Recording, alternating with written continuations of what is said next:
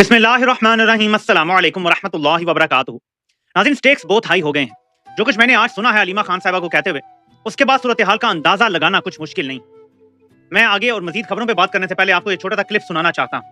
अच्छे से ये चीजें ना करें, आप जजेस को ना धमकाएं, आप मेंबर्स ऑफ पार्लियामेंट को ना धमकाएं। असर खत्म हो गया है, हम डर नहीं रहे कोई भी। हमें धमकियां आती हैं कि आपकी गाड़ी उलट दी जाएगी, आपको एक्सीडेंट हो जाएगा, इमरान खान को अंदर खत्म कर दिया जाएगा। हम नहीं डर रहे, हम अल्लाह से डर रहे हैं। आप बताएं, आप हमारे से ना डरें, हमारे साथ आके बैठें, हमारे साथ बात करें। एक दफा हमें आज तक 2 साल में ये नहीं पता चला आपको हमारे भाई से चाहिए क्या है, आप मांग क्या रहे हैं। उसके वो तो कह रहे रूल ऑफ लॉ करो, वो रूल ऑफ लॉ के लिए खड़ा है, वो जमहूरियत के लिए खड़ा है। आप बताएं वो क्या चीज छोड़े तो आप उसको रिहा करेंगे। आप पीछे ना बैठे, सामने आके बैठे, हमें इसके ऊपर हमारे साथ बैठ जाएं, हम तैयार हैं, हम सामने बैठेंगे। हम पीछे छुप छुप के बातें करने नहीं लगे। लेकिन आप हमारे साथ बात करना चाहते हैं, यकीन करें, आप बताएं, गिव एंड टेक करना चाहते हैं, हमें बता दें इमरान क्या गिव करे और आपको क्या चाहिए। इंशाल्लाह हम आपको यकीन से कहते हैं, जो ईमानदारी से जो चीज होगी हम आपके साथ बातचीत करेंगे। लेकिन आप सामने आके बात करें, हम पीठ के पीछे नहीं करेंगे। पीठ के पीछे, पर्दे के पीछे से पैगामात, धमकियां, इमरान खान की बहनों को धमकियां कि आपकी गाड़ी का एक्सीडेंट करवा दिया जाएगा, आपको इस तरह मार दिया जाएगा, इमरान खान को जेल में हम खत्म कर देंगे, ये धमकियां दी जा रही हैं। मामला संजीदा हो चुके हैं। बहन को यह कहना पड़ रहा है कि आपको क्या चाहिए हमें बताएं, क्योंकि अब इमरान खान को कत्ल की धमकियां दी जा रही हैं। आपने अगर गौर से ये वीडियो क्लिप सुना है तो ये मामूली मजाक नहीं है।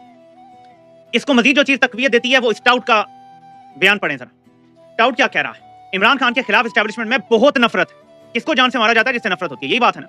फौज की टॉप लीडरशिप इमरान खान को नफरत की निगाह से देखती है और इनसे कोई मफामत नहीं हो सकती। इमरान खान पर क्रॉस लग गया है, ये मैं खबर दे रहा हूँ, शोशे नहीं छोड़ रहा। तो मेरे पाकिस्तानियों, अब आपने दोनों चीजों को मिला के देखना। हलीमा खान कह रही हैं हमारी गाड़ी उलटने की धमकियां हैं, MNAs MPs को धमकियां दी जा रही हैं, जजेस को धमकियां दी जा रही हैं, और इमरान खान के बारे में कहा जा रहा है कि इसे हम जेल में खत्म कर देंगे। इन अल्फाज पे गौर करें। कुछ आपको ग्रेविटी ऑफ द सिचुएशन समझ आई है?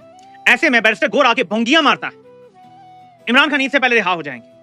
लोग अंगेज बदंधा रह जाते हैं यार कि इधर केस भी नहीं लग रहा, ये बंदा क्या हवाइयां छोड़ रहा है। हलीमा खान साहबा ने भी थोड़ा सा बात किया कि ये क्या कह रहे हैं बैरिस्टर गौर, इधर केस नहीं लग रहा और वो कह रहे हैं ईद के बाद रिहा हो जाएंगे। उन्हें किसने बताया? मैं जब आप सोचता हूं तो बहुत सारी बातें ज़हन में आती हैं कि कितने कितने मौके पर बहुत सारे वकला, जिसमें बैरिस्टर गौर शामिल हैं, जब इमरान खान बाहर थे किस तरह मिसगाइड करते रहे। आपको याद होगा जो ये इलेक्शन कमीशन के अंदर मामला थे, जो तहरीक इंसाफ के इंटर पार्टी इंतखाबात के, जब बैरिस्टर गौर इलेक्शन कमीशन से होके आते थे ना, मसला हल हो गया है। बस 2 दिन की बात है, हमने अपना केस पेश कर दिया और करते करते एंड क्या हुआ कि 13 जनवरी को पल्ले का निशान फाइनली ले लिया सुप्रीम कोर्ट ने। ये ठंडा करते रहे साहब को। पता नहीं, वक्त आने भी पता चलेगा। बैरिस्टर गौर के बारे में मैं लोगों के बारे में शक नहीं पैदा करता, लेकिन अब एक ख्याल आता है ज़हन में कि जब इमरान खान को गिरफ्तार कर रहे थे, बैरिस्टर गौर इमरान खान के साथ बैठे हुए थे, तो इमरान खान ने उन्हें कहा कि वीडियो बनाओ। इमरान खान ने को इसको बड़ा फनीली बयान किया कि मैं इसे कह रहा हूं वीडियो बनाओ और ये ऐसे कैमरा पकड़ के बैठा है, बटन ही नहीं दबा रहा वीडियो का। वो वीडियो ही नहीं बना रहे थे बैरिस्टर गौर से। क्या उन्हें नहीं पता बटन दबाना पड़ता है वीडियो के लिए? ऐसे कौन कैमरा खोल के पागल है बैरिस्टर गौर? ज़हनी तवाज़ुन खराब है, रोटी को चोची बोलते हैं। तो बहुत सारी चीजें अब जाके कनेक्ट हो रही हैं। अल्लाह जाने कौन बशर है। बहरहाल मैं इससे ज्यादा बात नहीं करना चाहता। एक अजीबोगरीब बयानियां दे जाते हैं बैरिस्टर को, मैं शक नहीं करना चाहता, लेकिन उनकी बातें बहुत ही अजीबोगरीब लगती हैं। हर वक्त वो ऐसे बात करते हैं जैसे हालात बिल्कुल ठीक हैं, कोई परेशानी नहीं है, कोई टेंशन नहीं है, सब सुकून में है। ना इमरान खान पे जुल्म हो रहा है, ना उनकी बीवी पे जुल्म हो रहा है, ना बहनों पे जुल्म हो रहा है, ना भांजे पे जुल्म हो रहा है, ना कौम पे जुल्म हो रहा है, ना माओ बहनों बेटियों पे जुल्म हो रहा है, ना बुजुर्गों पे जुल्म हो रहा है, ना बच्चों पे जुल्म हो रहा है, ना 26 नवंबर को कत्ल गारत हुई, कुछ भी नहीं हो। वो इस तरह तासुर देते हैं। तो ये सूरत हाल है। अब जब स्टेक्स इतने हाई हो जाए मेरे पाकिस्तानियों, जब खुल के कहा जा रहा हो कि पर्दे के पीछे से ये धमकियां ना दें, मैं आपको थोड़ा सा हलीमा खान ने जो बात की है उसको थोड़ा एक्सप्लेन कर देता हूं। मैं इस्लामाबाद गाड़ी ड्राइव कर रहा था और ये रजीम चेंज ऑपरेशन के दौरान की बात है, मार्च 2022 की।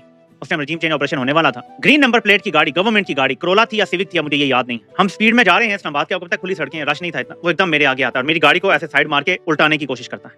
अल्लाह की ऐसी करने की उसी टाइम मेरी नजर पड़ गई कि इधर से आ रहा है, तो मैं थोड़ी स्लो करने में कामयाब हो गया, वो मुझसे आगे चला गया और बचत हो गई। और फिर आगे राउंड अबाउट था, तो मैंने पूरे राउंड अबाउट के चक्कर लगाया जब तक कि उसने एग्जिट नहीं ले लिया। एक बार ये हुआ, फिर दूसरी बार ऐसा करने की कोशिश की गई और एक हफ्ते के दौरान 2 से 3 बार ऐसे किया गया, गाड़ी उल्टाने की कोशिश की गई। ये मैं आज आपको पहली बार बता रहा हूँ। ये करते हैं ऐसे ISI के दलाल जो हैं, जिनको कोई गैरत नहीं है, कोई शर्म नहीं है, कोई हया नहीं है, जो ना दीन को मानते हैं, ना अल्लाह से डरते हैं, और वो सिर्फ अपने आर्मी चीफ की सुनते हैं। वो उसे खुदा समझते हैं। जैसे फिरौन के दरबारी उसे ही खुदा समझते थे, ये अपने चीफ को खुदा समझते हैं। तो उसके हुक्म पे किसी को कत्ल करना होती है जायज समझते हैं। तो हलीमा खान की बात संजीदा लें, क्योंकि ये मेरे साथ भी करने की कोशिश कर चुके हैं। तो हालात उस टाइम थे कितने खराब थे, तो मैंने तो फिर जज कर लिया था ना कि ये आगे क्या करने जा रहे हैं। फिर जब DG ISPR ने आगे कहा कि डॉलर नीचे आ गया है और स्टॉक मार्केट ऊपर चली गया, तो वो final nail in the coffin था। मैं समझ गया भाई कि इन्होंने अब आवाम को लितर पोला करना है और चोरों को चलाना है। लेकिन चोरों को चलाने से क्या मिला है हमें, मैं आपको वो दिखाना चाहता हूँ। नवाज शरीफ की डील में बहुत अहम किरदार अदा करने वाले मोहम्मद उबैर, जी हाँ जी, जनरल साहब के बेटे, असद उमर के भाई, वो क्या लिख रहे हैं जरा हम पढ़ते हैं ना, क्योंकि ये तो नून लीग की हुकूमत का हिस्सा रहे, गवर्नर सिंध भी रहे। वो लिखते हैं कि for all the tall claims by the government, the average GDP growth since Shehbaz Sharif has come in power is a mere 1.66%. That's the lowest average 3-year growth in our history. It means record unemployment and more people under poverty than ever in our history and more burden for middle class. फौज इतना बड़ा रजीम change operation करके, कत्लो गारत करके, कौम के leader को jail में डाल के अगर तरक्कियां कर लेती ना, फिर भी समझ आता, पाकिस्तान बेहतर हो जाता, फिर भी समझ आता। 3 साल से ग्रोथ की एवरेज है 1.6 अरब, अभी प्रोविजनल नंबर्स आ रहे हैं, असल इससे कम होनी है। इन्होंने बड़े झूठ भी बोले हैं जी कि ज़राअत बढ़ गई है, हमारा जो बिल्डिंग का जिसे कहते हैं कंस्ट्रक्शन सेक्टर है वो बढ़ गया, वो माइनस में जा रहा है पहले 3 क्वार्टर्स में, आप कह रहे हैं बढ़ जाएगा आखिरी में, तो झूठ बोल रहे हैं। ठीक है, झूठे तखमीने हैं सारे, फाइनल जब आएगा तो आपको पता चलेगा इससे कम होना है। इसके साथ साथ जहां ये कम किया गया है, मैं आपको एक चीज बताना चाहता हूं, थोड़ी सी टेक्निकल चीज है लेकिन मैं आसान अल्फाज में आपको बताऊंगा। अगर पाकिस्तान 1 से 2% ग्रोथ करे ना, पाकिस्तान को IMF की जरूरत नहीं है, क्योंकि इस दौरान पाकिस्तान अपनी इंपोर्ट्स काबू में रख सकता है और हमारी एक्सपोर्ट्स और हमारी तरसीलात हजार मिलकर हमारा जो बैरूनी खसारा होता है उसे पूरा कर सकते हैं। यानी जो हमने कर्जों की किस्तें देनी है या हमारा जो जारी अकाउंटों का खसारा है वो मैनेज हो सकता है। हमें IMF की जरूरत नहीं है अगर हमने 1% ग्रोथ करनी है। IMF की जरूरत पड़ती है जब ग्रोथ 5-6% करनी हो ना, तो हम थोड़ा सा इकोनॉमी को खोलते हैं, फिर उसमें इंपोर्ट्स बढ़ती हैं, इंडस्ट्री अगर लगाने की कोशिश होती है तो बाहर से आलात मंगवाए जाते हैं। यानी आपने इकोनॉमी को खोला 5-6% के लिए, तो हमें IMF की जरूरत पड़ जाती है, क्योंकि ज़र मुबादला बाहर जाता है और मुल्क में कम आता है, तो हमें जरूरत पड़ जाती है। मेरा सवाल है जर्नैलों से कि इन 3 सालों में IMF के बावजूद हम क्यों सिर्फ 1% पे तरक्की कर रहे हैं? 1% तरक्की का मतलब है रिकॉर्ड बेरोजगारी, रिकॉर्ड गुर्बत में इजाफा, रिकॉर्ड तबाही, और आपकी मिडिल क्लास लोअर में चली गई है। ठीक है, और जो गरीब है वो बिल्कुल ही खत्म हो गया। 10 करोड़ लोग इन्होंने खतरे गुर्बत से नीचे फेंक दिए। तो मैं जर्नैलों से फिर सवाल पूछता हूं कि बढ़के तो तुम्हारी बड़ी है कि हमने इमरान खान पे क्रॉस लगा दिया, तुम्हारी ऐसी की तैसी तुम्हारे क्रॉस लगा के पाकिस्तान बेहतर कर लेते तो फिर भी समझ आता कि यार तुमने कुछ बेहतर कर दिया पाकिस्तान को, तुमने पाकिस्तान की ना मां बहन एक कर दी। इसके बावजूद तुम्हारी जिद अना खत्म नहीं हो रही। समीना पाशा साहबा ने बड़ा जबरदस्त एक सवाल पूछा, किसी ने, बल्कि शहबाज गिल साहब का ट्वीट है, कोई कर्नल साहब खड़े हैं और वो बच्चों को लेक्चर दे रहे हैं कि बेटा सोशल मीडिया ना देखा करो, सोशल मीडिया पे बड़ा झूठ है और हक के लिए खड़े हो जाया करो, डट जाया करो और माँ बाप की तरबियत पे अमल करो, सोशल मीडिया को ना देखो। इस पर समीना पाशा साहबा लिखती हैं कि आखिर इनको क्या मसला है, अपनी सरहदों और बैरकों में खामोशी से क्यों नहीं बैठ जाते, सियासी जमातों की तरह इन्हें बयानियां बनाने की जरूरत क्यों है, सिर्फ अपना काम क्यों नहीं कर सकते, किसी मुल्क में फौजी आकर बच्चों को लेक्चर देते हैं क्या? अब ये उन्होंने ट्वीट किया, इस पर मैंने एक जवाब दिया। मैंने लिखा कि 75 साल इक़्तिदार भी इंजॉय किया और अवामी मकबूलियत भी इंजॉय की, ना कोई सवाल करता था ना कोई कुछ पूछता था, लेकिन अब इक़्तिदार तो है, मकबूलियत और कबूलियत खत्म हो गई है और सारी जद्दोजहद, सारी कोशिशें इसी मकबूलियत और कबूलियत को वापस हासिल करने के लिए की जा रही हैं। तो मेरे पाकिस्तानियों, ये है असल सूरत हाल के फौज जो बिला शिरकत गैरे 78 साल से इक़्तिदार में है, उसमें से ये जो 3 आखिरी साल गुजरे हैं इनको कबूलियत नहीं मिल रही आवाम की, उसके लिए ये बिपरे पड़े हैं। इसी के लिए इमरान खान से नफरत का इजहार करते हैं यार कि हम तो बड़े मकबूल थे, इसने आवाम को बता दिया हमारी सच्चाई, हमारा घटियापन, हमारी गलाजत बता दी, जिसकी वजह से हम एक्सपोज हो गए, लोगों को पता चल गया हमारी असलियत का और अब लोग हमें कबूल नहीं कर रहे। मेरे पाकिस्तानियों, जाली जंगी जीत का ऐलान करके, जाली तस्वीरें शहबाज शरीफ से हासिल करके तो बयानियां बनाए जा सकते हैं ना, तो बयानियां बड़ी आसानी से बन जाते हैं। यार दुनिया में तो अब इसराइल का बयानिया नहीं बिक रहा, बाकी कौन से बिकेंगे? ये तो किसी खेत की मूली नहीं है। दुनिया में पैसा अगर है तो वो किसके पास है, आप मुझे बताएं। अमेरिका को कौन चला रहा है, बर्तानिया को कौन चला रहा है, यूरोपीय यूनियन को कौन चला, उनका बयानिया नहीं बिक रहा, जिनके पास अनलिमिटेड दौलत है, अनलिमिटेड रिसोर्सेज है, अनलिमिटेड पॉलिटिकल बैकिंग है, उनका नहीं बिक रहा, उनका भी नहीं चल रहा, आवाम को सच नजर आना शुरू हो गया, उनके खिलाफ भी आवाजें उठ रही हैं आर्मी सतह से। तो सोचें इन जर्नैलों का क्या होगा जो बड़े बड़े दावे कर रहे हैं जी कि हमारी नफरत है तो हम इसको नहीं छोड़ेंगे। बहनों को पता चल रहा है जी कि कह रहे हैं खत्म कर देंगे उसे, इधर ये कह रहा है नफरत ही बड़ी है, 2+2 कुछ हुआ तो तुम्हें एक खंडर नजर आएगा जहां लोग कहेंगे कि यहां कभी जर्नैल रहा करते थे। आपको अंदाजा नहीं है कि इमरान खान के बारे में अवाम के जज्बात क्या है। ये भुट्टो नहीं है, ये याद रखिएगा। इमरान खान की पार्टी के लोगों को आपने काबू कर लिया, ये एक सेपरेट चीज है, वो हो भी सकता है, नहीं भी हो सकता, it's not a big deal, ठीक है। लेकिन इमरान अहमद खान न्याजी के बारे में अगर आपको ये लगता है कि आप उसको कुछ कर देंगे और उसके बाद आप अपनी बैरकों में वापस भी चले जाएं तो आवाम छोड़ देगी, ना बैरकें बचेंगी, ना DHA बचेगा, ना उस जमीन पर कभी घास उगेगा। यकीन करें ये हाल होगा। इमरान खान ऐसी रेड लाइन है आवाम के लिए, जो आप कहते हैं ना हमने क्रॉस लगा दिया है। कि मेरी आज वीडियो संभाल के रखिए, तमाम जर्नैलों को मैं मुखातिब कर रहा हूं, अवाम ने आप लोगों पे क्रॉस लगा दिया है। आप नंगा नाचें, उल्टे लटकें, डांस करें, जो मर्जी करें, ये क्रॉस नहीं हटने वाला किसी तरह भी। अब इमरान खान के पांव पकड़े ना जनरल आसिम मुनीर लाइव कैमरे में, तब भी उस पे लगा हुआ अवामी क्रॉस खत्म नहीं हो सकता। ये मैं आपको लिख कर देने के लिए तैयार हूं। जनरल आसिम मुनीर पे अवाम ने एक रेड लाइन लगा दी है, क्रॉस लगा दिया है। उस बंदे की कबूलियत नहीं हो सकती, नहीं हो सकती, नहीं हो सकती। और अगर किसी को शक है तो कैमरों के सामने इमरान अहमद खान न्याजी के मुकाबले में इलेक्शन लड़ ले। चलो ज्यादा नहीं ना कर सकते, इमरान खान के नामजद करदा किसी काउंसलर के मुकाबले में जनरल आसिम मुनीर इलेक्शन लड़ ले। लेकिन ये नहीं होगा कि तुम फॉर्म 47 तैयार कर लोगे, हर जगह कैमरे लगे होंगे, लाइव फीड्स चल रही होंगी, वो वाला इलेक्शन होगा। पाकिस्तान का कोई भी शहर चुन ले, पाकिस्तान का कोई भी कस्बा चुन ले, पाकिस्तान का कोई गांव चुन ले, जीएचक्यू के अराउंड का एरिया चुन ले, चलो आसिम मुनीर जी, ये जीएचक्यू है, इसके गिर्द गिर्द जो इलाका है यहाँ वोटिंग करवा लेते हैं, वहां से भी जनरल आसिम मुनीर जीत गया, मैं सारी जिंदगी आधी मूछ रखूंगा, आधी शेव करूंगा। तुम्हें तुम्हारी मकबूलियत की औकात पता चल जाएगी। तुम जीएचक्यू के अंदर से नहीं जीत सकते, ये मैं तुम्हें लिख कर देने के लिए तैयार हूं। चलो बाहर को तो छोड़ दो, जीएचक्यू के अंदर इलेक्शन रख लो, इमरान खान वहां से भी तुम्हें हरा देगा। बातें करोड़ों की, दुकान पकौड़ों की, औकात है नहीं, लेकिन बातें जी हमने रेड क्रॉस लगा दिया है, हम नफरत करते हैं। तुम होते कौन हो कौम के लीडर से नफरत करने वाले? दुनिया के किसी और मुल्क में कोई जर्नैल ये कहता, फॉर एग्जाम्पल अभी कमाला हारिस ऑपोजिशन में है, ठीक है, मिसाल के तौर पर बात कर रहा हूँ, ट्रंप जीता है, कोई जर्नैल उठ के कहे जी कमाला हारिस से मैं सख्त नफरत करता हूं, मैं आपको यकीन दिलाता हूं कि विद इन 24 आवर्स उसका कोर्ट मार्शल होगा और उसको टांग दिया जाएगा संगीन गद्दारी के जुर्म में। जनरल आसिम मुनीर हर रोज संगीन गद्दारी का मुर्तकिब हो रहा है। एक सजा है इस बंदे की और वो है फांसी का फंदा, और एक बार नहीं, इस बंदे को 100 बार फांसी देनी चाहिए, तब भी कमी पूरी नहीं होगी।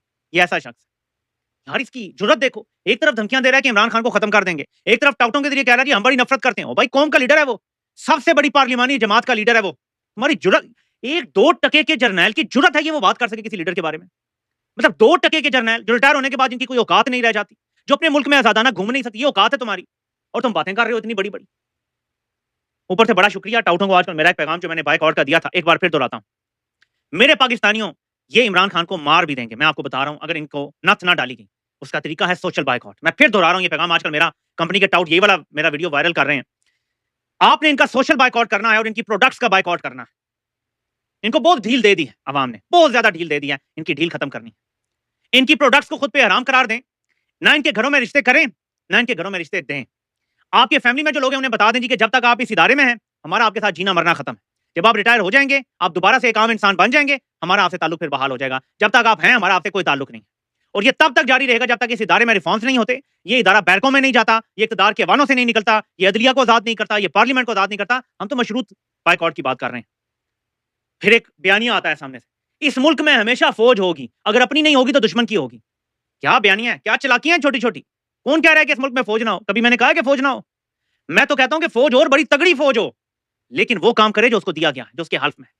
सियासत करेंगे तो चित्तर पोला इधर से जारी रहेगा, लित्तर पोला होता रहेगा जब तक आप सियासत करोगे, जब तक इक़्तिदार एंजॉय करोगे, जब तक इलेक्शन चोरी करोगे, जब तक अदालतों को अपना गुलाम बना के रखोगे, जब तक पार्लियामेंट को बूटों की नोक पर रखोगे, लित्तर पोला हमारी तरफ से भी जारी रहेगा। हाँ, दिफा करोगे, बॉर्डर पे खड़े होगे, बैरकें संभालोगे, टैंकों में बैठोगे, गन्ने संभालोगे, मिसाइल चलाओगे, हम आपके साथ होंगे। बयानिया देखो ना जरा, फौज अगर ये खत्म, हम कौन कह रहा है फौज खत्म हो जाए? हम कह रहे हैं फौज इंसान बन जाए। ये जानवरों वाले रवैये छोड़ दे कि जिसकी गाड़ी उलट देंगे, फलां को खत्म कर देंगे। यार इंसान हो तुम लोग। मोदी के बारे में तो ये बात करते हुए तुम्हारी मुंह में आ जाती है। मोदी के बारे में कोई बात नहीं हो रही। दुश्मन ने हम पे हमला कर दिया, बदतरीन दुश्मन ने। और कौन है दुश्मन? नाम तो लो उसका। कोर कमांडर कॉन्फ्रेंस के अलामी में मुझे कोई दिखा दे मोदी का नाम लिखा गया। ये मोदी का नाम नहीं ले सकते। आते हैं बड़े पन्ने खान, इमरान खान पे रेड लाइन लगा, तो मोदी पे रेड लाइन तो लगा के दिखा दो। जो लोग मोदी पे रेड लाइन नहीं लगा सकते, जुर्रत नहीं कर सकते, वो बंदा जेल में बैठा हुआ है, वो वहां से मोदी को ललकार रहा है। ये बाहर बैठे हुए कोर कमांडर बैठे हुए, टांगे कांप रही है, मोदी का नाम नहीं लेना। यार जुर्रत करो थोड़ी सी, बताओ कि हाँ मोदी है इस सारी साजिश के पीछे, बताओ कि मोदी ने ये काम किया, नाम लो उसका। डर रहे हैं, कंपे टांग रही है, माथे पे पसीने, मोदी का नाम ले लिया तो आदमी ताकते नाराज हो जाएंगे।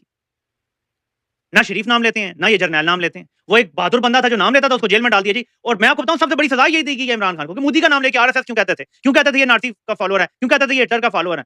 वो सजा ये दे दी, एक एब्सोल्युटली नॉट की सजा दे दी। तो ये आदमी ताकतों के सामने ना खड़े हो सकते हैं, ना मोदी का नाम ले सकते हैं। मैं कह रहा हूं जी, आज DGISPR ट्वीट कर दे, मैं लाइक भी करूंगा, रीट्वीट भी करूंगा, और उसकी तारीफ में वीडियो भी करूंगा। ट्वीट करे एक्स पे और कहे जी कि नरेंद्र मोदी आरएसएस का लाइफ लॉन्ग मेंबर है, ये हिटलर का फॉलोअर है, ये नाजी जर्नी का जो नजरिया था उसको फॉलो करता है, ये उस पर बिलीव करता है, ये रेशियल सुपीरियरिटी पे बिलीव करता है, और इसके होते हुए कभी भी खित्ते में अमन नहीं आ सकता। ये ट्वीट कर दें, मैं आपके साथ खड़ा हूंगा। करो ना जुर्रत, बोलो ना, बस इतनी सी थी। तो ये इनकी औकात है मेरे पाकिस्तानी, जो मैं आपको बता रहा हूं, जो यहाँ पे रेड लाइनें लगाते, औकात टोटल ये है इनकी। चैलेंज है मेरा, करके दिखाओ, पता चलेगा मोदी का यार कौन है। लेकिन कौम को समझना पड़ेगा। कल अलीमा खान साहब ने बड़ी प्यारी बात की थी। उन्होंने कहा था कि ये हर कुछ दिन बाद ठंडी हवाएं, खबरें रिहा होने वाले हैं, ये चाहते हैं कि आवाम का पारा हाई ना हो। और मैं आपको क्या कह रहा हूँ, मेरी वीडियो से कुछ लोग मुझे कहते हैं कि उनको डिप्रेशन हो जाता है क्योंकि मैं हकायत बताता हूँ, और कुछ लोग कहते हैं कि हमारा पारा हाई हो जाता है, ब्लड बीपी हाई हो जाता है, इसलिए हम देखते नहीं है। मैं चाहता हूं इस कौम का बीपी हाई हो, इज्तिमाई तौर पर हाई हो, तभी तो इनकलाब आते हैं। इनकलाब कैसे आते हैं? क्या ठंडे कमरों में बैठ के इनकलाब आते हैं? जब बीपी हाई होता है ना, पारा एक लेवल से ऊपर जाता है, फिर इनकलाब आते हैं। इस कौम का बीपी एक बार हाई होना है, तब इस मुल्क ने ठीक होना है। जब तक ये बीपी हाई नहीं होगा, ये मुल्क ठीक नहीं हो सकता, क्योंकि जर्नैलों ने अपना कब्जा मुकम्मल कर लिया है। इस कदर तबाही किसी भी मार्शल लॉ के अंदर पहले नहीं आई। यकीन करेंगे अदालतें ऐसे खत्म नहीं की गई थी। जस्ट इमेजिन, ज़ियाउल हक ने मार्शल लॉ लगाया हुआ था, जुल्फकार अली भुट्टो का ट्रायल था, तब भी अदलिया को ऐसे खत्म नहीं किया गया था, बल्कि सिर्फ जजेस को मैनेज किया गया था। किसी जज की रिटायरमेंट का इंतजार किया गया था, किसी जज को छुट्टी भेजा गया था और उनको रिप्लेस करके उसको फांसी दी गई थी। वरना जो उस टाइम भी जज बैठे हुए थे ना, वो उसको फांसी देने के हक में नहीं थे। यानी ज़िया-उल हक ने भी अदलिया के साथ वो खिलवाड़ नहीं किया जो आज वाले ने कर दिया। मेरे पाकिस्तानियों की इर्रिवर्सिबल डैमेज है। तो अगर हमारा पारा हाई ना हुआ, अगर मज़ामत ना हुई, तो आगे पाकिस्तान का कोई मुस्तकबिल नहीं है। ना ग्रोथ है, ना मईशत है, ना सुकून है, ना इस्तेहकाम है, ना इंसाफ है, ना तालीम है, ना सेहत है, कुछ भी नहीं है आपके पास। ऐसा मुल्क रहने के काबिल नहीं रह जाता, लेकिन ये हमारा मुल्क है। हमने इसको रहने के काबिल भी बनाना है और जर्नैलों के तसल्लुत से आज़ाद करवा के, उनको बैरकों में भेज के इस मुल्क की बागडोर इंशाल्लाह नौजवानों, पाकिस्तानी अवाम के हवाले करनी है।